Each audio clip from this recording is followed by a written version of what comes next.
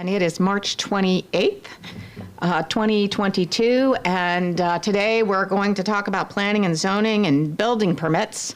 And I'm here with our city engineer, Melanie Carlson. And I'm just going to let Melanie start off and give us a little bit of her background and how she got to be the city. All right. To the city, I should say. Yep. So, my name is Melanie Carlson, and... Hang on. Okay. Time out. I forgot to take this to quiet. Maybe. It's a good thing we have such a big crowd here. Yeah, right? Okay, I think you can go ahead. I think I got it on silent. Either that or it's going to be really loud. Sorry. Okay. We'll try this again. So, my name is Melanie Carlson, and I am the city engineer. I have been in engineering for about 15 years. I worked consulting before coming to the city about 5 years ago. So I will start my 5th year in about a month.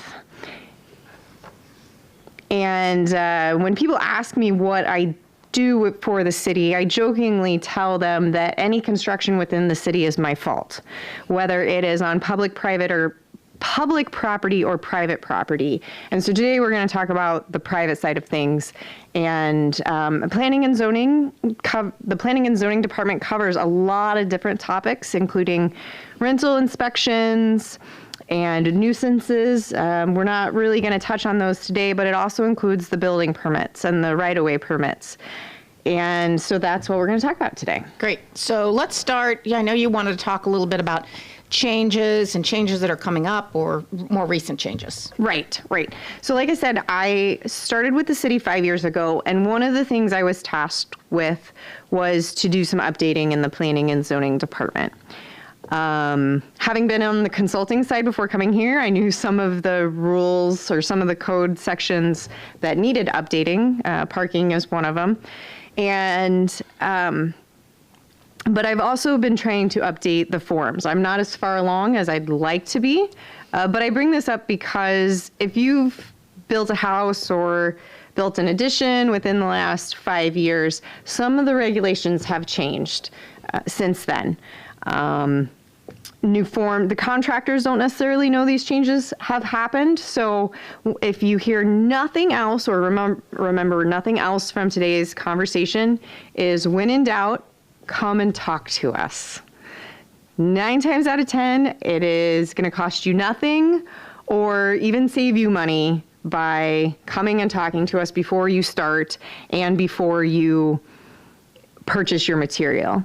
The example that I give is if you're building a fence and you go buy your material and then you get your permit after you've already bought your material, and you find out you can't build it as tall as what you wanted to, or maybe not quite as long. And now you're stuck with the material. So having not come talk to us, it cost you as an individual property owner money. Right. And case in point, I knew of a fence that got put up 6 feet and they had to cut part of it off because it was along an alley. And, we had to have sight. So, again, that's another example that money was wasted that could have been avoided at the very beginning. Right. Yeah. Yep. So, do we want to talk specifically about, so for example, if I want to build a new house, what do I need to do? What do I need to come here and do? Okay. So probably the easier thing to start with is what you don't need to do. The city's permit process mainly focuses on the outside, any exterior work or the footprint of the building. So we're not going to be looking at your plumbing specs or the electrical. I will remind everyone that there is a state electrical permit that people are required to get.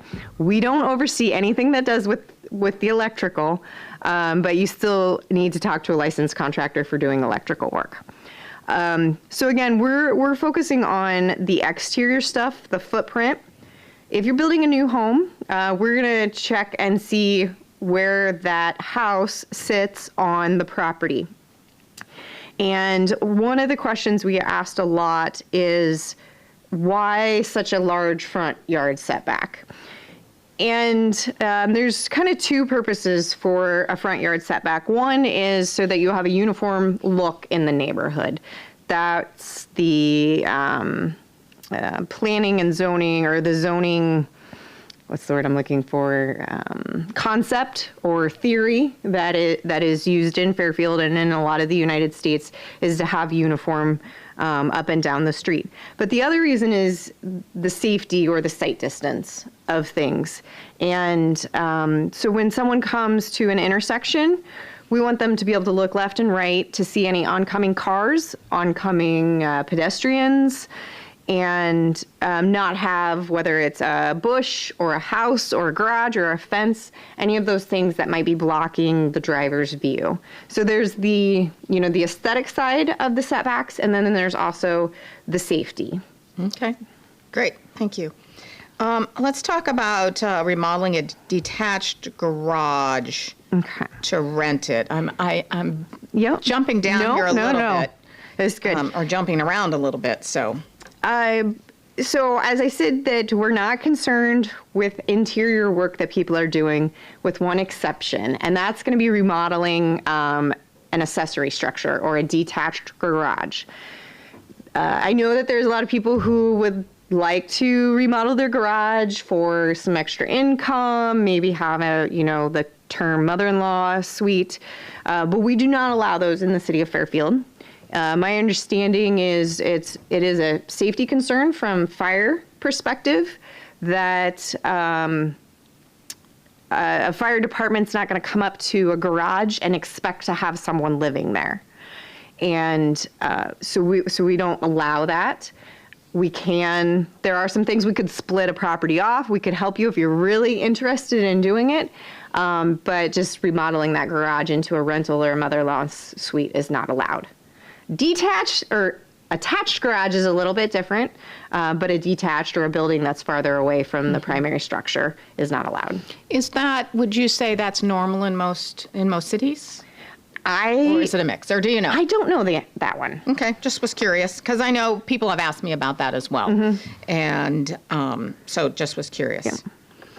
I don't know if you mentioned about cranes, dumpsters. Okay. I guess you kind of did, but yeah. Well, we'll talk about right-of-way permits.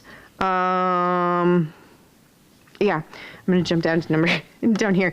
Okay. So in addition, we require permits for anything you're doing on your property outside, your fence, flagpoles, landscaping closer to the road, garages,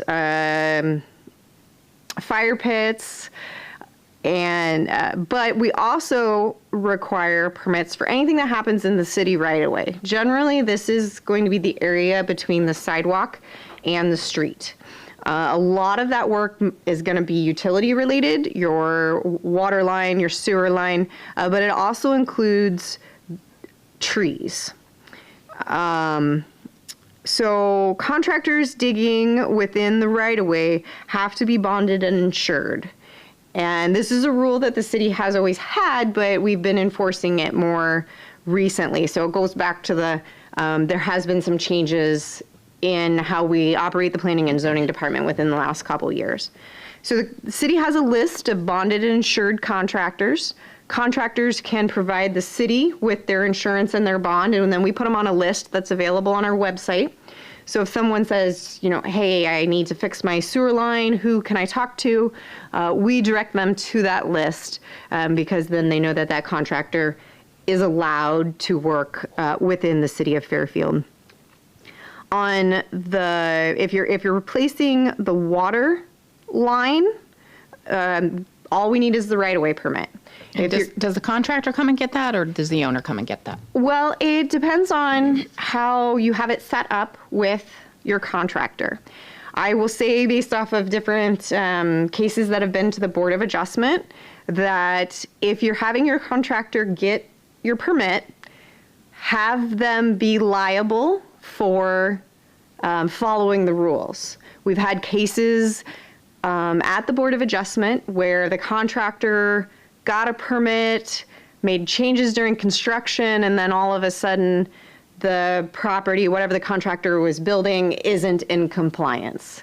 And so if you as a property owner want the hands-off approach, that's fine. That's, some people want to do it that way. Just make sure that the contractor is responsible for, lack of a better term, damages that might arise if you all of a sudden become out of compliance. And that would be, the damages would be the cost of the Board of Adjustment meeting, the mailings for the Board of Adjustment meeting, and even possibly redoing work. So, so the contractor or the individual can get it. The individual does, your name has to be on it so we know you're the property owner, but the contractor can sign it. And the primary right-of-way permits are actually free. And the reason is, the main purpose for a right-of-way permit is that we make sure that the traffic and pedestrians are protected. We're going to ask you what your traffic control is. And if your contractor is providing those barricades, there's not a cost for that permit. We do allow barricades to be rented from the city at a cost. But just the basic permit is at no cost to the property owner. So again, okay, if you're replacing your water line, all you need is the right-of-way permit. If you are getting a new water service, we do have a water service permit. On sanitary sewer, this is another thing that has changed. This has changed within the last year. Is if you are an existing customer that has sanitary sewer, replacing your sanitary sewer line, there's no cost from the city. This used to be around, I think, a $500 permit. And as part of our EPA compliance order to remove the excess water and the storm water from our sanitary sewer systems, we looked at it and said, where else can we remove things or remove the water? And one of those is going to be in the service lines. So people replacing their service line, whether they're having problems or to get it out from underneath their garage, or there's lots of reasons someone might replace their sewer line. That homeowner is helping the city by replacing that. Even though the sewer lateral is owned by the property owner, it's helping the city's sewer system as a whole by replacing that. So we have made those so that there are no cost. We still want you to get the form, because if anyone has ever tried to replace their sanitary sewer line, which I think you went through this, and our records from 1912, when a lot of them were put in, aren't very thorough. Mm-hmm. So we ask that people bring a sketch of what they installed back in so that we have it with the records. So 50 years down the road, somebody's not cursing the city engineer wanting to know where the sewer lateral is. So nobody can find it. Nobody can find it. You had that problem yourself. So, so no cost on the sanitary sewer side of things. Trees in the right-of-way do require a permit. We have a list of approved trees for the right-of-way. This list can be used as a guide for private property, but it's not a requirement. The approved trees, the way they were selected by our Arbor Committee. And they include ones that don't get too large for the right-of-way. Maples are currently not approved because the city has such a large population of maples. And if, we had emerald ash borer that wiped out so many ash trees, if there would be a disease in the future that would affect maples, we would see a lot of devastation in Fairfield. So in order to keep our tree canopy, variety is key. And so that's the purpose of having that approved list, is protecting our streets and protecting our tree canopy, so to speak. And aren't those trees a little bit smaller than like a great big walnut or oak tree? Right. So we have in the small, right of way. Yeah, we have small trees and large trees because the grassed area between the sidewalk and the back of the curb, it varies from block to block. And so larger areas do allow those larger trees. But in most of our areas, we only have about 4 to 6 feet. And so that's going to be your smaller ornamental trees. I think there's some natives on the list as well. But again, they are going to be smaller. And if you're taking down a tree, does that require a permit? if you are setting up in the right-of-way, so anytime you're blocking the street, whether it is for a dumpster that, remodeling the inside of your house and you want to have a dumpster on the street, if you, we had one the other day, they were removing an air conditioning unit from a downtown building and they had to have a crane set up on the street. All of those things, if you're blocking the street, you need a permit. Okay. And again, that goes back to the safety, making sure that we have the traffic control. Okay, great. And so that also leads me to sidewalk because, I just know of my own place that, I got a tree that looks like it needs to come down and a sidewalk that actually I don't think will need to be replaced. But you mentioned that you're not seeing this out, the people that are watching this, but Melanie mentions it in our notes here that we're talking about if you're replacing a sidewalk, thickness of sidewalk, and do you need a permit for that? And tell us some of the suggestions that you will work with someone on related to sidewalks specifically. Yeah. Well, actually, more generically, so there are things in our code that we require. We require so many square foot per tree. We require driveways to be no bigger than a certain width, depending on the volume of traffic on that street. Those are requirements. Then we have other things that are guidelines. And so sidewalks fall into guidelines. I cannot require a property owner to put in a 6-inch thick sidewalk through their driveway. However, I will recommend that you put in a 6-inch thick sidewalk through your driveway so that if the city would ever come back and do the sidewalk inspection, you're more likely to be in compliance with that. And the purpose of the sidewalk inspection program in the past, and if we would ever do one in the future, is to meet American with Disabilities requirements for public right-of-ways.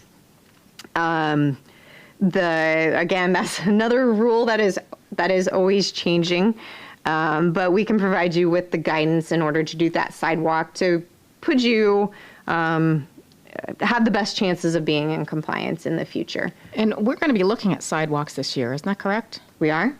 Oh, yes, we are doing, thank you. So I didn't mean to pull No. I forget. A trick question. Right. Because of the city's population and number of employees, we're required to do an ADA transition plan. This is a requirement of getting federal money for our streets. And the transition plan doesn't necessarily have to have a funding source, but it has to have a plan for bringing the streets and the right-of-ways into compliance with the ADA, with the Americans with Disabilities Act. So what we'll do is we're going to go, we've got a company coming that will survey the sidewalks. They're going to survey kind of one block at a time, and they'll grade the blocks. So they'll say, this block has a lot of defects. 10% of the sidewalk meets ADA. They're going to give that an F. And they might go to another street and say, well, this one has one defect, otherwise it looks great, we're going to give them an A. And that's kind of a cost-effective way for us to look at the entire city and prioritize some areas. Right now, any of the improvements will be done with a city project. We're not looking at doing any assessment at this time, but we are required to have this plan in place, have a grading system, have a plan for moving forward to ultimately, it might be 50 years. Some of the sidewalks will be worn out by the time that we get them replaced, but it might be a long-term plan. But then we'll know when we go in to replace a street, we'll know whether the sidewalks need to be done with that or not. And you'll know whether that corner needs to be graded down so it's ADA accessible. And so I think it also, just as a reminder to people as you go out and see your own sidewalk, and if you've got, if you've got a 3-4 inch gap in that seam, that probably should be replaced and fixed. Yep, we will occasionally, if someone has an extremely bad sidewalk, reach out to them from the nuisance side of things, particularly if you have trees right next to the sidewalk. Again, goes back to getting the right type of trees for the location. That you may get a letter from the nuisance officer about that. But again, right now it's kind of a do the best thing for the community. Right. And I have seen sidewalks that have a curve that kind of goes around those roots. Yep. So they can leave the tree intact. Yep. But, okay. Did we hit all those points? I think we want so. to talk about grandfathering at all. Sure. So grandfathering is the nickname, I guess, for the legal term is non-conforming use. So this is when a building or a use or a setback was previously allowed under old versions of the code, but is not allowed. And the primary places we see this is surrounding City Hall. It's a business district. Our code does not allow first floor residential in a business district, but some of these houses around City Hall have been lived in since they were built at the turn of the 1900s. And so as long as a person, as long as that property remains residential and does not sit vacant for more than 6 months, it's allowed to stay as residence. And so that's what a non-conforming use or grandfathering is. And again, one of the reasons why we say check with us before starting any construction is sometimes things are grandfathered in, sometimes they're not. A lot of our zoning code was put into place in 1984, and we all know of fences or garages that have been put in since those codes were in place. And basically, in short, don't have another way of saying it, they were put in illegally. They were put in after the codes were in place and they didn't get a permit. So what we don't want to have someone do is replace a fence thinking that it's grandfathered in, and then you get to meet with our Board of Adjustment or have to make some other way to come into compliance. Right. So if a person is replacing the fence that's been there for a long time, they need to come and check on that. Yeah, just come and check on it. If it is a fence that is either A, in compliance, or B, we have some sort of notes that it did get a permit, say in '79 before the codes were in place. When you come to us, we'll have you do a new permit to go on record that you're in compliance at this time. So on the fences, we'll keep using those as an example. You're putting in a fence right now that meets today's code. 10 years down the road, the code changes. You're out of compliance. If you don't have that permit in the file, the planning and zoning administrator 10 years from now doesn't know that you put that fence in legally at the time. So you're covering yourself or future property owners by coming in and getting that permit, even when you're replacing something. And regarding fences, is there some type of setback, like you have to leave 3 feet from the property line? What's the rule on that? So I'm pretty sure it's on our website, but we have a couple guidelines, and we'll get these added to the video. A couple guidelines for fences and accessory structures and pools, because there's a lot of different setbacks. In general, front yard fences or anything on the front side of the primary structure cannot be more than 3 feet tall and have to be 50% solid or less. And anything in the rear yard cannot be more than 6 feet tall. It needs to be at least 3 feet from an alley and 1 foot from a utility easement. It also has to be on your property. And city officials are not allowed to come mark your property line. I think maybe in the past it had been done, but it's something that we're not allowed to use. A licensed land surveyor can do that. But when in doubt, give yourself plenty of room you and your neighbor may get along today, but the new neighbor may know where that property line is and not be as forgiving as your current neighbor. So, Sure. Zoning is really put in place to protect your neighbor or protect you from your neighbor. And, zoning's not as important when everyone's getting along on the block, but we all know that people move out and change. And so to have that, those rules to protect your property is important. Yeah, great. Yes. All righty. Let's talk about decks a little bit. Okay. If I'm tearing down a deck and then going to replace it, do I need 2 permits to say I'm tearing it down, or is that just for a main structure? What's that process? So the one of the forms that I have not gotten completely updated is the zoning permit. But it can be done through one permit, a demo/zoning permit. And again, talking to us before you start, because if it is a grandfathered deck and you completely remove it, it's not there anymore to be considered grandfathered. So we can talk you through that. There's some tips and tricks, replacing a few boards at a time still allows you to replace that deck.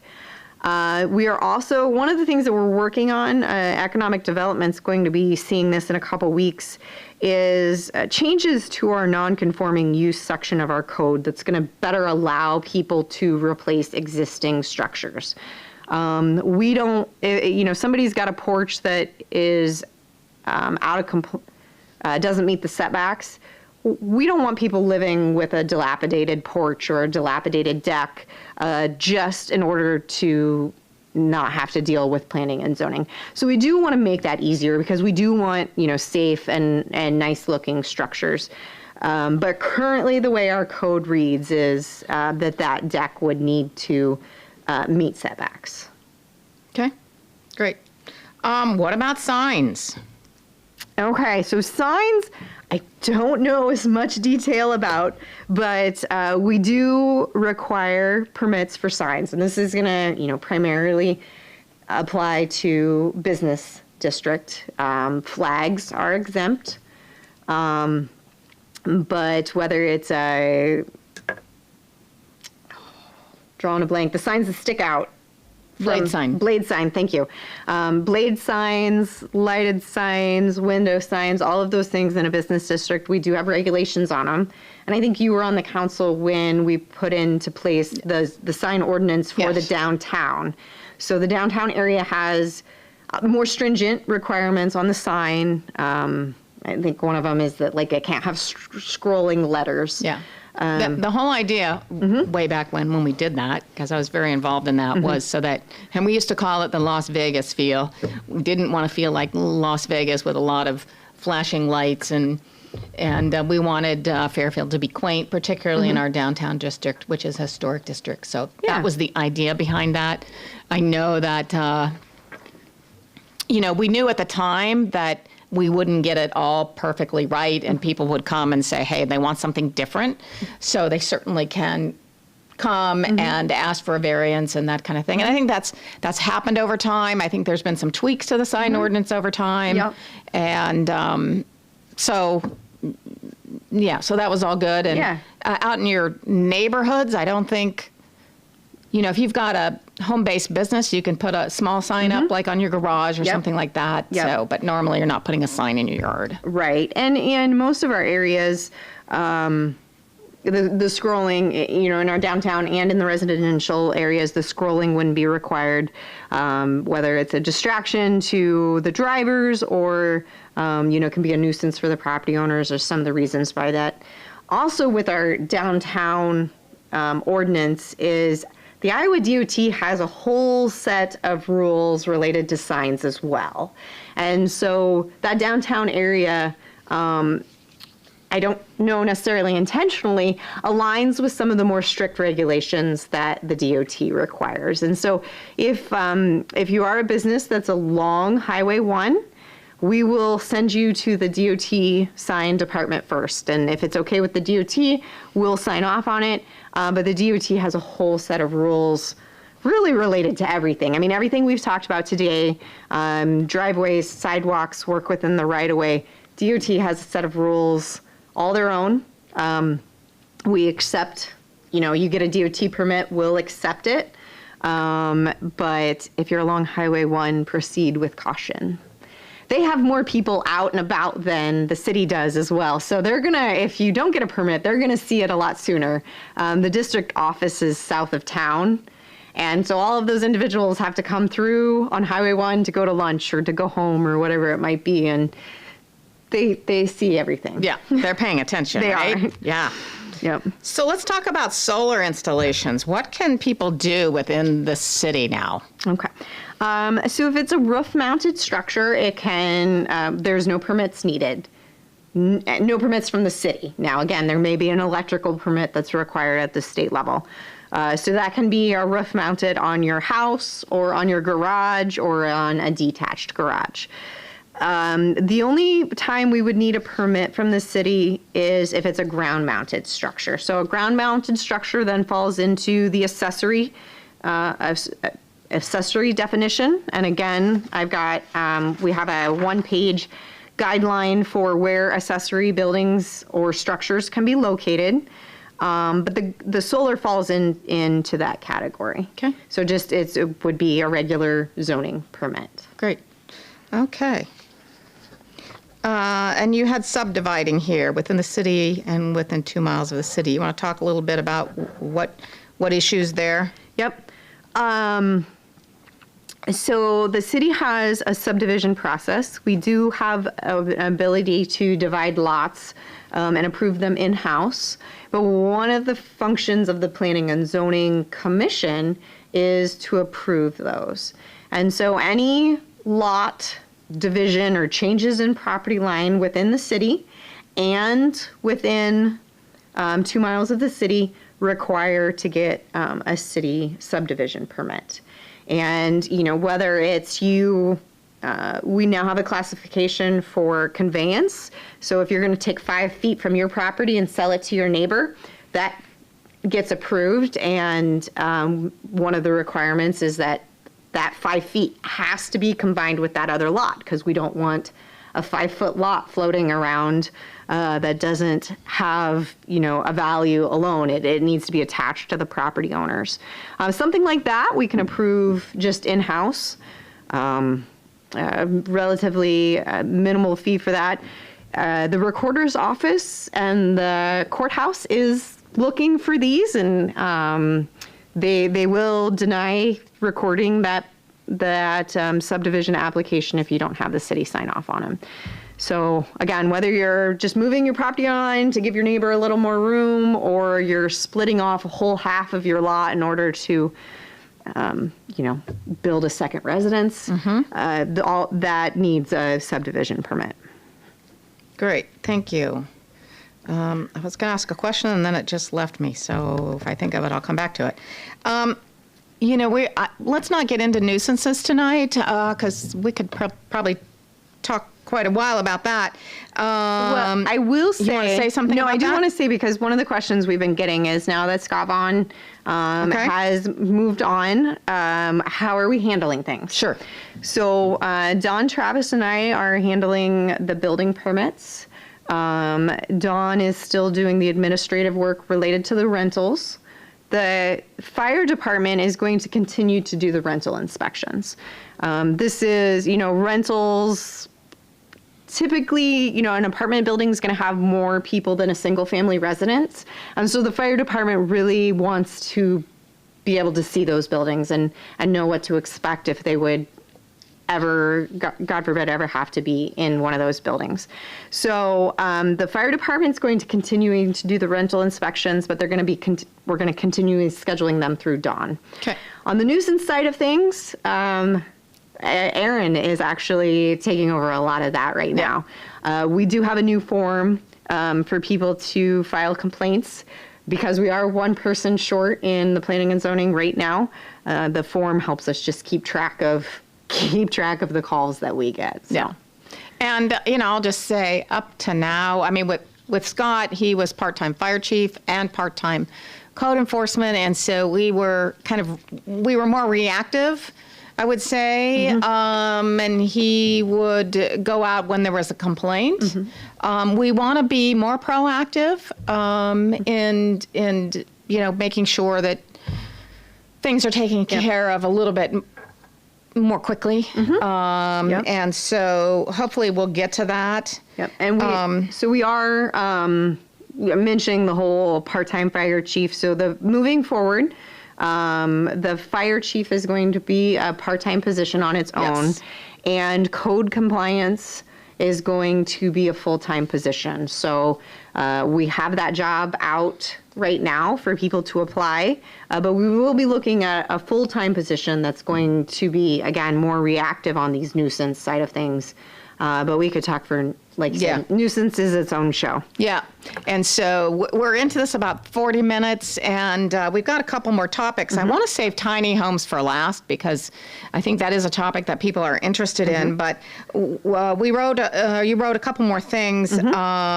Let's just talk about particularly right-of-way parking, because we've had some changes there this last year. Yes. And also talk about, if you can, parking in your front yard, not necessarily right away, but right next to your house. Yep.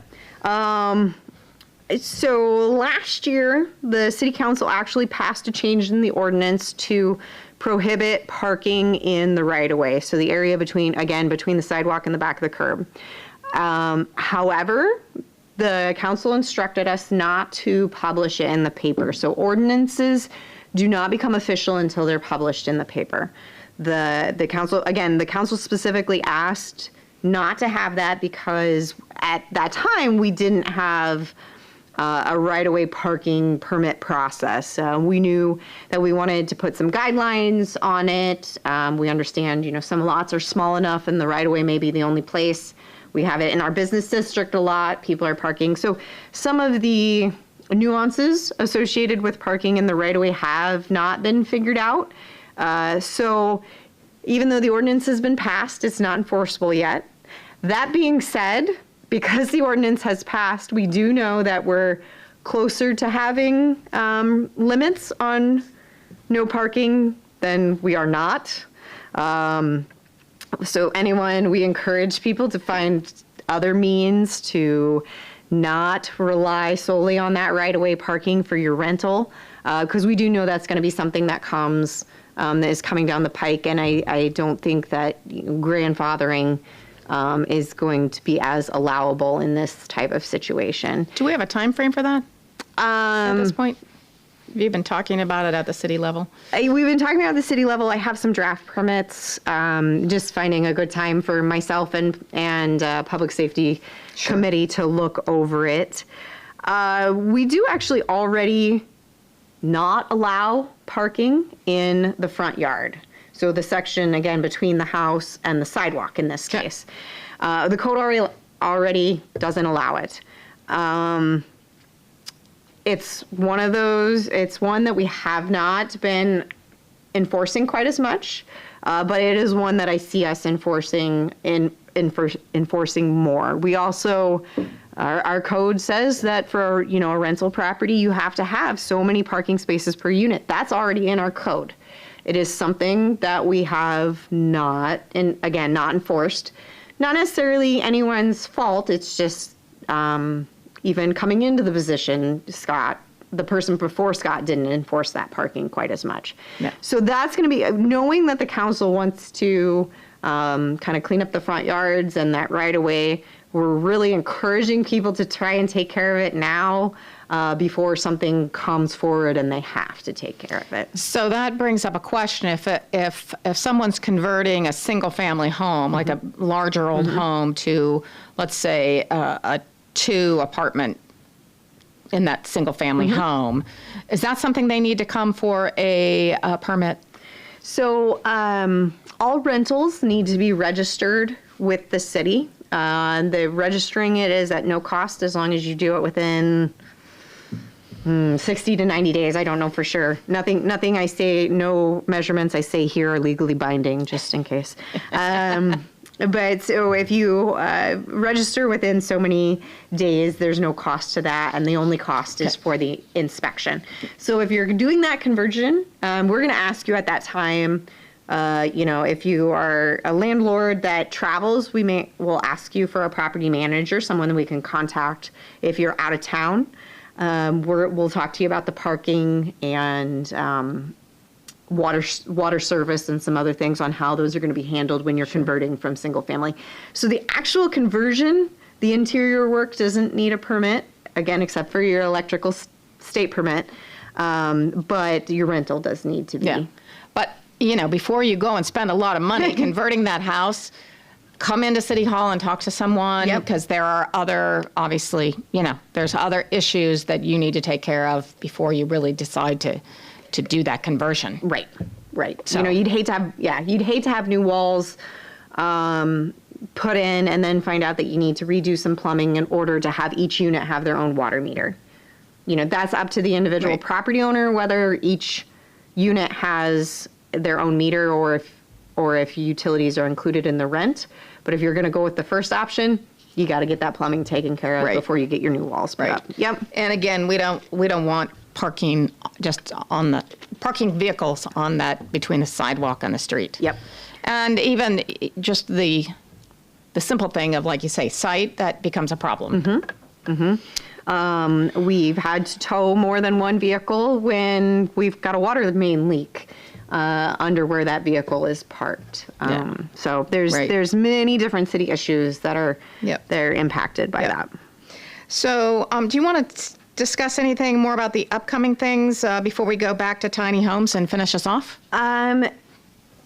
One of the things that we will be hopefully kicking off this summer, I have been updating a lot of the forms, putting, and this is not just in planning and zoning, but throughout the city, making fillable PDFs and fillable Word documents for these forms.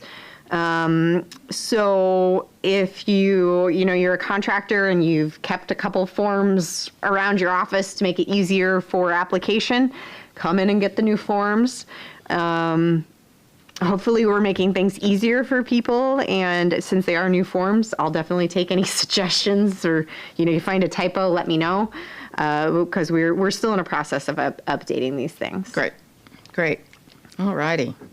So let's talk about tiny homes. I know every once in a while somebody brings that up to me, and we actually, you mentioned about an old garage that somebody might want to convert, and that we don't allow that currently right now. I mean, I know some of our homes are on big lots, and they might be conducive to a structure of a 300, 400 square foot tiny home. Right. And so talk to us about that, where we're at with that as a city. Okay.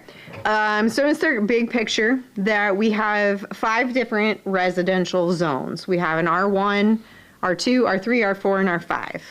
R4 is the trailer court areas. R5 is what's locally called the West End, or the area over by Hy-Vee. And then your R1 is your larger lots, R2 is slightly smaller, and R3 is smaller than that. And each of those zones have a minimum square footage for the homes.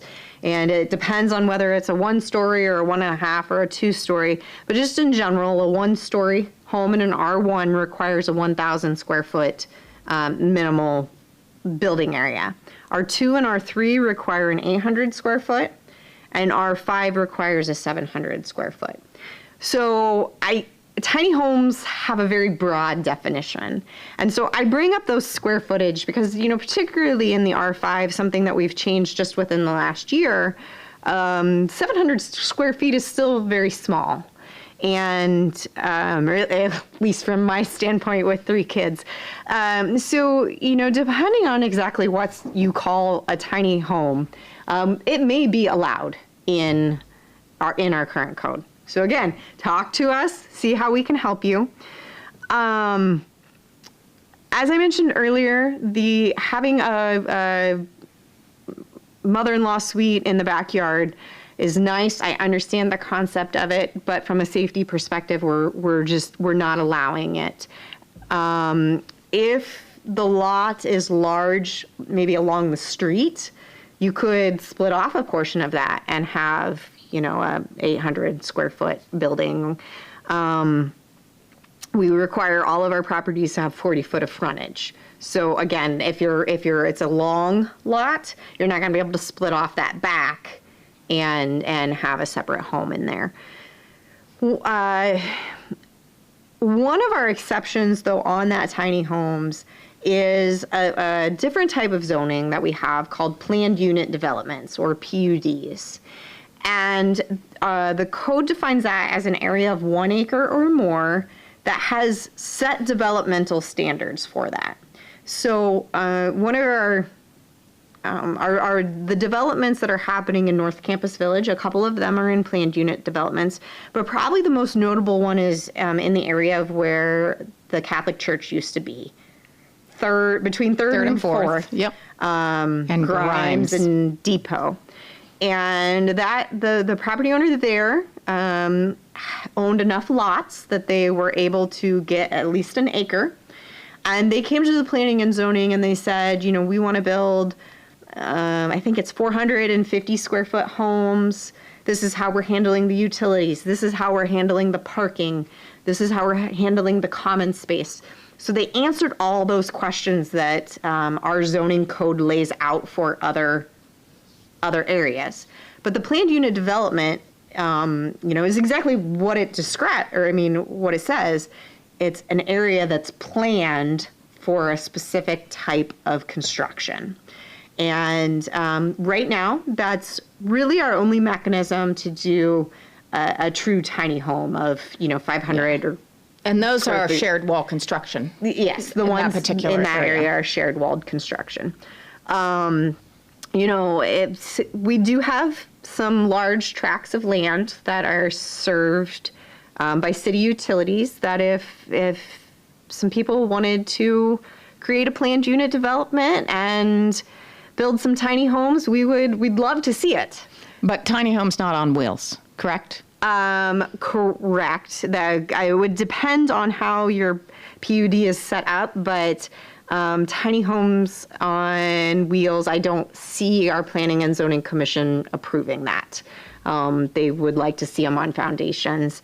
The trailer courts allow for the smaller footprint homes on wheels in those. Okay. On 8th and Gear, I believe, I know there's some small homes in that trailer court. But it's, I have nothing against tiny homes. I love the concept of it. The way that the city code is written and, just historically the way that America has been developed is not really conducive to the tiny homes. But we hope that through the planned unit development process that we could still allow, group of friends or, a group of retired people who want to take a 1 acre plot 1 acre and subdivide it into some tiny homes. I'd love to see it come across my desk. Well, I think there is still a lot of interest and people interested in living in that kind of situation, either particularly probably single peoples, but maybe, but also single peoples. That was a good word. Or couples, right? Stay tuned. The council meeting is going to be exciting. Do they need a homeowners association to do that? Or do you know? At one point, it was my understanding that, and again, maybe this is depending on where it was, you needed a homeowners association. But the one we're talking about, I don't know that they have a homeowners association. Or do you know? Well, so if there is any common space or private roads, you're going to need a homeowners association to know how that it's going to be managed. But say it's I do not know if the area in New Chicago has a homeowners association, but that area does not have any roads. Right. I guess it does have some common space, so it would need a homeowners association. We don't approve homeowners associations. Right. We don't keep track of them here at City Hall. But that planned unit development is the legal zone for that area. So a homeowners association can be a good way to make sure that anyone that's buying in that area knows, hey, the rules here are a little bit different than other places in town. Yeah. Great. Anything else you want to say about tiny homes? No, I like I said, I would love to see planned unit development come across my desk. So, So get your thinking caps on yeah. there and your building ideas, and because I do think there is more interest, definitely. right. And again, we talked a little bit about, so we did do some changes to the R5 zone in this last year, allowing for some smaller footprints, allowing for a little less green space on those around the properties because they are smaller lots. And, I think that is another area that hopefully our code changes have made it kind of ripe for development. One of the things we didn't talk about at all is the new Chicago area and the mixed use that we put there. That's true. We didn't. But so again, we're hoping that we're making some changes that do allow for some development. We understand, the building concepts and are changing as material costs are changing, and the city's job is to balance that traditional way of development with the new issues. And we're trying, but we do think that the planned unit development is a way to be able to balance those two. Yeah, great. Well, Melanie, I really appreciate the last 55 minutes chatting through some of these issues. And I'm sorry, Jason, because I messed up my computer here, my laptop. I don't know if there were any questions there. So, okay, so we don't have any online questions. And so this, again, will be played and aired on Fairfield Media Center. We'll get it on Facebook, I assume, too. And I think there was a lot of good, valuable information. I hope a lot of people eventually watch it. And again, before you start, have any questions, come see Melanie. Or Dawn. Yep. And at some point, we'll have a new code enforcement officer, too, and here probably shortly in the near future. Yep. So come and ask questions because we want to save you money if we can. Mm-hmm. And we have seen, I think, a few too many cases where people got excited to do their next project and had to be halted, unfortunately. So we're here to help you. Yep. And now's the time. Now we're doing this now because now is the time of the year. It's still a little too wet in order to start digging that foundation for the new deck or whatever. So now is the perfect time to come talk to us about that project that you're thinking about. Yeah. So. And make sure you leave plenty of time because like planning and zoning and Board of Adjustment don't meet every week. Right. So, and if there's letters to be sent out, certified, whatever, the process is not, it can take a few weeks. So the earlier you come, the better. Yep. So again, thanks, Melanie. Yep. Great job. And thanks, Jason, for being here early.